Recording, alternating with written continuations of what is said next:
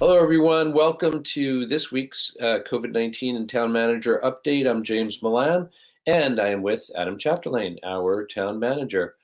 Adam, several things to talk about this week, but of course, we're going to start where we always do with COVID-19 and an update, I guess, on the numbers, maybe perhaps even your latest thoughts on the vaccination situation in town and in the state.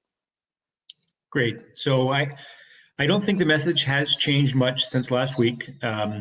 Like most of the state and most of the country, we are seeing transmission starting to flatten and even decrease.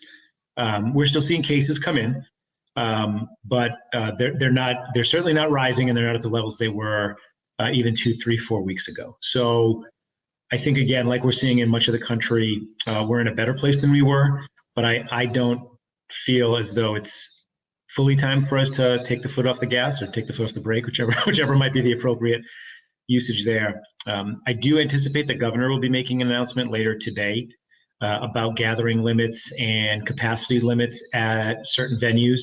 So I do think restrictions will slowly be lifted as more and more people are vaccinated and as transmission goes down. So I still think it's a time for vigilance, though I do anticipate restrictions to start to be eased based on the data that we're seeing. In terms of vaccinations, since we last spoke, I've been part of a number of conversations and meetings with state officials and with other regional leaders trying to figure out the best way for local governments or groups of local governments to get access to vaccine. And I guess I'd say a few things. One, we were able to do an additional vaccine clinic locally yesterday. I believe we vaccinated or gave shots to 700 people. About half of that or 300 or so were first shots, and then the remainder were second shots, getting people fully immunized who had previously received their shots. So that was positive news. The vast majority of those people were our most vulnerable residents, elderly residents who obviously are highly in need of getting that vaccine. Going forward, just this morning, we agreed to attempt to be part of a larger regional effort. So to date, we've been partnering with Lexington and Belmont. And obviously, as we've talked about before, that under the state guidelines is not going to be allowed to go forward. So we're now trying to partner with a larger group comprised of Cambridge, Somerville, Malden, Everett, Revere, Chelsea, and Arlington that would have a base in Tufts.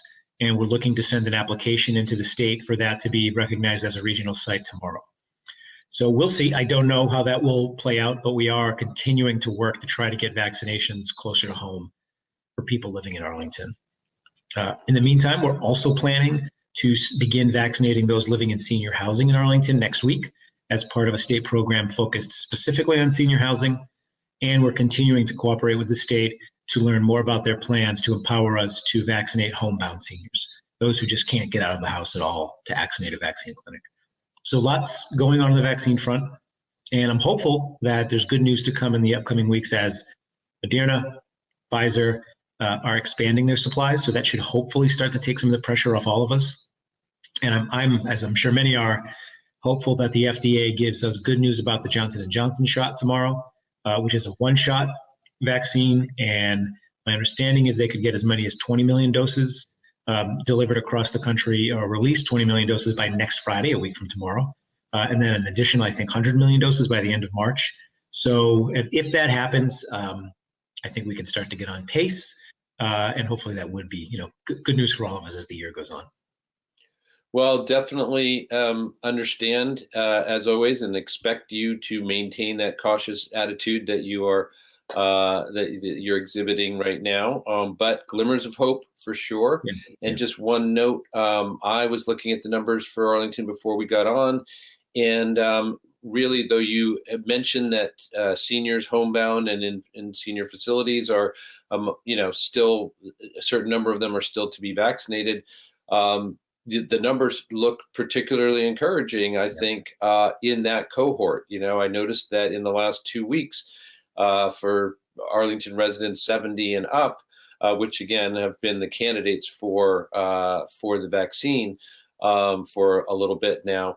70 and up one new case in 2 weeks. And those are the kinds of numbers we've been looking Yeah, forward to sharing with the audience, I think, for a while now. So, yay. agreed. Totally agreed.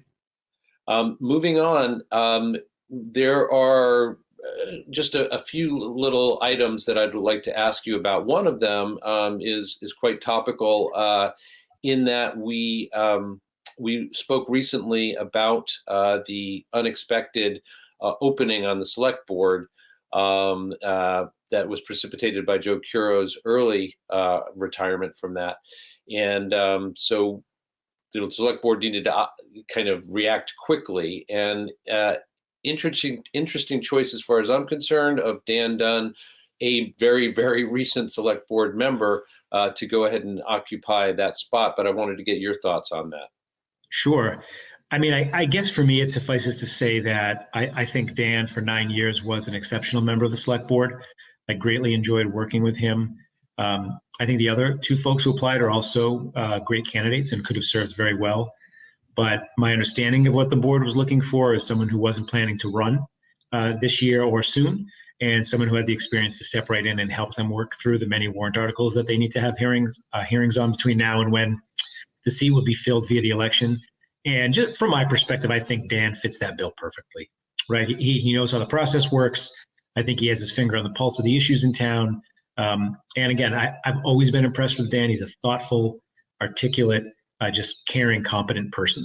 So I think having him come back to the board for this short duration, I think we're lucky to have him. I think that as a board, as a manager, and then as a town, I think we're lucky to have people like Dan willing to step back up and serve in the interim capacity.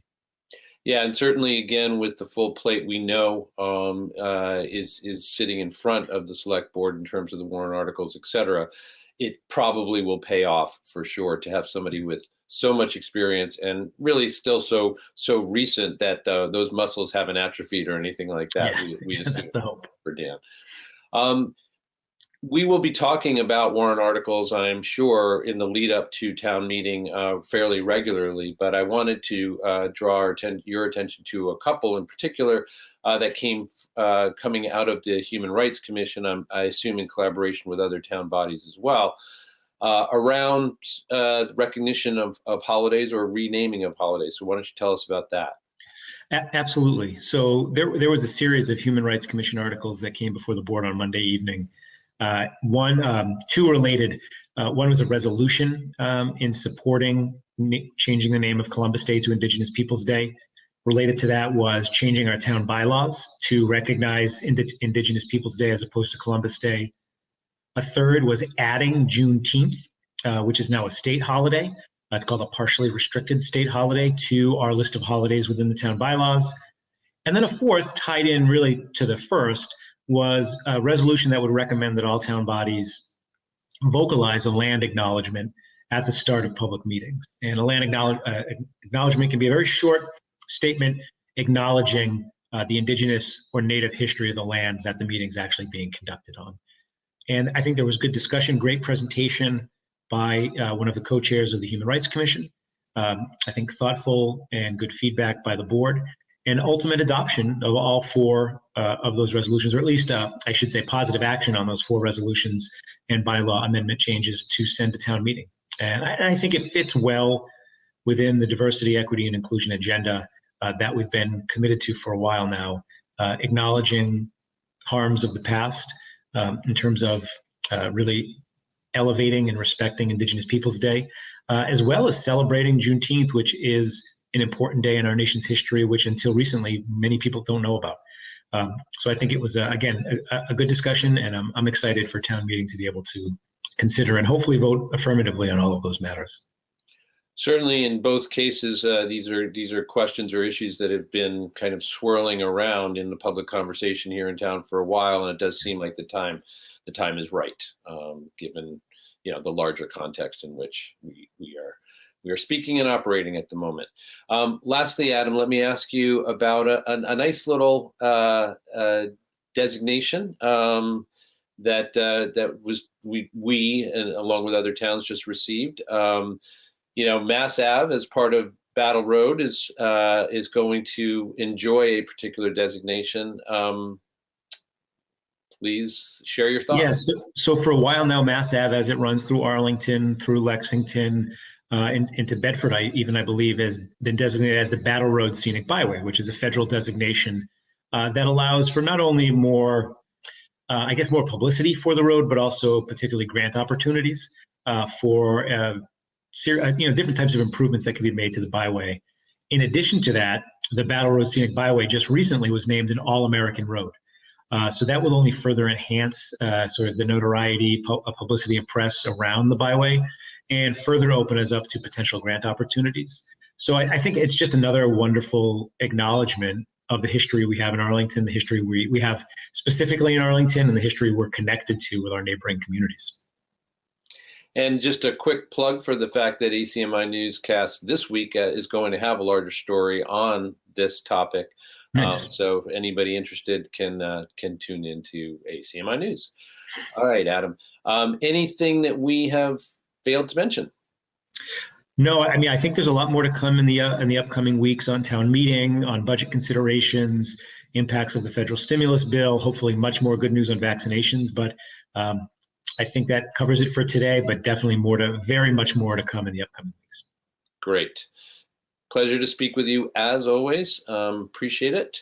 I've been talking to our town manager, Adam Chapdelaine. I'm James Milan. This has been the COVID-19 and town manager update for this week. We appreciate you being here, and we'll see you next time.